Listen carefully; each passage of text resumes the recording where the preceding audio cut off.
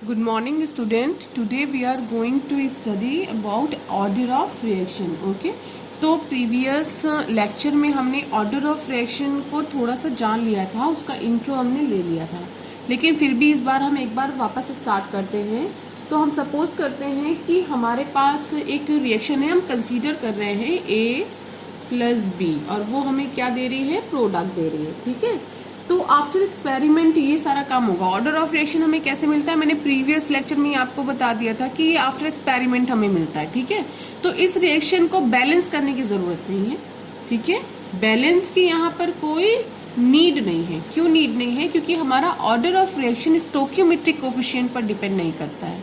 ये मैंने आपको प्रीवियस लेक्चर में ही बता दिया था। ठीक है, तो अगर आपको ऑर्डर ऑफ रिएक्शन किसी भी रिएक्शन का फाइंड करना है तो आपकी चाहे रिएक्शन बैलेंस हो और चाहे रिएक्शन बैलेंस ना हो, इसका कोई इफेक्ट आपकी ऑर्डर ऑफ रिएक्शन के ऊपर नहीं पड़ेगा। ठीक है, तो हम ये सपोज कर ले रहे हैं कि रिएक्शन बैलेंस नहीं है क्योंकि स्टोकियोमेट्रिक कोफिशिएंट से हमारा कोई लेना देना ही नहीं है। ठीक है, तो चलिए स्टार्ट करते हैं। तो कंसीडर कर दिया हमने A plus B gives out a product, और इस रिएक्शन का हमें ऑर्डर ऑफ रिएक्शन इस पे पढ़ना है, इसमें समझने की कोशिश करना है। ठीक है, तो अब हमें अगर देखना है कि रेट जो हमारी है, रेट तो आप जानते ही हैं, रेट हमारी रिएक्टेंट A पर किस तरह से डिपेंड करती है।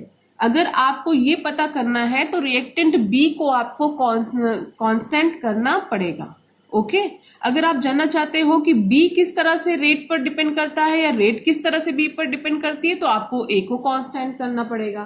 ठीक है, ये छोटा सा काम आपको करना पड़ेगा। ठीक है, अब हमने सपोज कर लिया है कि हम एक एक्सपेरिमेंट कर लें, क्योंकि जितनी भी वैल्यूज हमें मिलती है बेटा एक्सपेरिमेंटली मिलती है और यहाँ पर हम एक्सपेरिमेंट कर नहीं सकते, तो हम सपोज करके ही आपको समझाएंगे। ठीक है, सपोज करके ही आपके बुक में भी दिया गया है।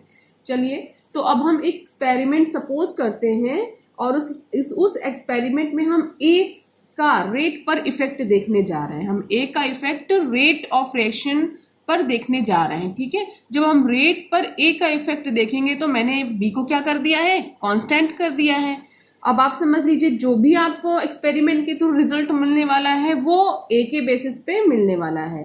ठीक है, तो सारा का सारा रिजल्ट हमें जो है A की कॉन्सेंट्रेशन का मिलेगा। तो ऐसा हमने देखा, it is found that rate जो हमारी थी वो डायरेक्टली प्रोपोर्शनल कर रही है concentration of A raise to the power x। ठीक है, it is found that rate is directly proportional to the concentration to the power A raise to the power x। ठीक है, तो ये ऐसा कोई रिलेशनशिप हमें मिला। अब हम क्या कर रहे हैं, B का देखने जा रहे हैं। ठीक है, अब हम ये देखने जा रहे हैं कि जो B है वो रेट पर क्या इफेक्ट डाल रही है। तो अब हम क्या करेंगे, A को कांस्टेंट कर देंगे। जब ये काम करेंगे तो वापस हमें क्या देखने को मिलेगा कि हमारी जो रेट है वो डायरेक्टली प्रोपोर्शनल है किसके, concentration of B raise to the power y। ठीक है, ये हमें एक रेट एक्सप्रेशन मिला है, जो ऊपर में मिला है वो रिस्पेक्ट टू A मिला है और नीचे वाली रेट हमें विद रिस्पेक्ट टू B मिली है। ओके, अब आपसे कोई पूछ रहा है कि बताइए बेटा यहाँ पर x और y क्या है, तो यहाँ पर x क्या है, ऑर्डर ऑफ रिएक्शन है, ऑर्डर ऑफ रिएक्शन है, और किसकी रिस्पेक्ट में है, with respect to A।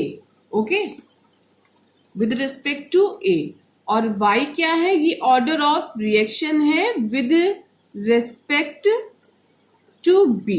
Okay, तो अब आपसे कोई पूछ ले कि बताइए what is overall order of reaction, what is overall order of reaction. तो ओवरऑल ऑर्डर ऑफ रिएक्शन क्या होने वाली है, R is directly proportional to the concentration to the power A, concentration to the power B and A to the power raise to the power x and raise to the power y। तो ये हमें क्या मिल गई है, order of reaction मिल गई है। तो यहीं से अगर हम डेफिनेशन निकालना चाहें ऑर्डर ऑफ रिएक्शन की, तो क्या डेफिनेशन हमें ऑर्डर ऑफ रिएक्शन की मिली थी, देखिए, द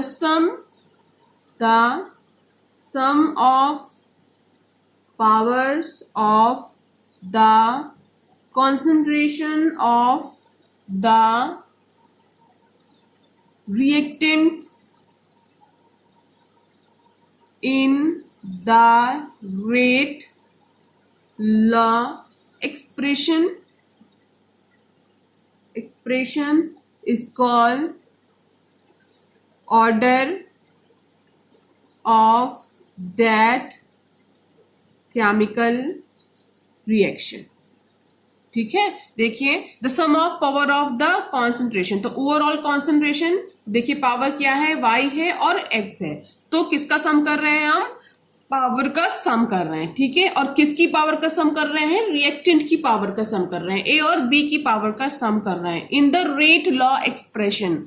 किसके थ्रू कर रहे हैं, रेट लॉ एक्सप्रेशन जो हमें मिला है। देखिए मैंने आपको प्रीवियस लेक्चर में बताया था ना, एक आपको एक्सप्रेशन किसके थ्रू मिलता है, लॉ ऑफ मास एक्शन के थ्रू मिलता है, लेकिन लॉ ऑफ मास एक्शन के थ्रू जो आपको एक्सपेरिमेंट मिलता है उसमें जो पावर हमारी बनती है वो पावर हमारी क्या बन जाती है, स्टोकियोमेट्रिक कोफिशिएंट बन जाती है। वो हमारा थ्योरेटिकल कॉन्सेप्ट था। उसके बाद मैंने आपको एक रेट लॉ पढ़ाया था। रेट लॉ में मैंने कहा था कि यहां पर आपको जो एक्सप्रेशन मिलती है वो एक्सपेरिमेंट्री मिलती है, जो पावर लगती है हमारे कॉन्सेंट्रेशन के ऊपर वो स्टोकियोमेट्रिक कोफिशिएंट नहीं होती है, मैक्सिमम केस में नहीं होती है, लेकिन हो भी सकती है कुछ केसेस में।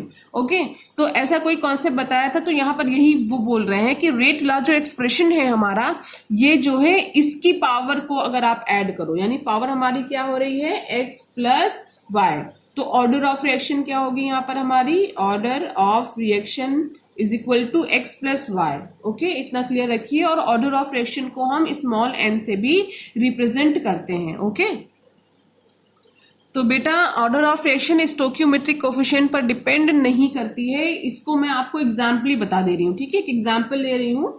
तो एग्जाम्पल हमारे पास पहला क्या है, CHCl3 यानी chloroform react with chlorine gives out CCl4 carbon tetrachloride and HCl। अगर इस रिएक्शन के केस में आप ऑर्डर ऑफ रिएक्शन फाइंड करते हो तो ऑर्डर ऑफ रिएक्शन के अकॉर्डिंग रेट क्या आपको मिलती है, रेट इज इक्वल टू, अगर आप इसका रेट लॉ एक्सप्रेशन लिखो, ठीक है, तो रेट आपको क्या मिलती है, KCHCl3, ठीक है, और यहाँ पर Cl⁻⁴।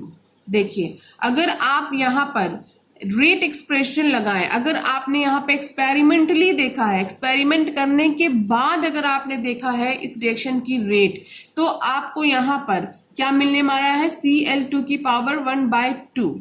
अगर आपने इसको एक्सपेरिमेंट नहीं देखा, थ्योरेटिकल देखा है, लॉ ऑफ मास एक्शन के थ्रू देखा है, तो यहाँ पे क्या मिलेगा, CHCl3⁻1 और Cl⁻1। ओके, दोनों तरफ क्या पावर आपको 1 मिलेगी।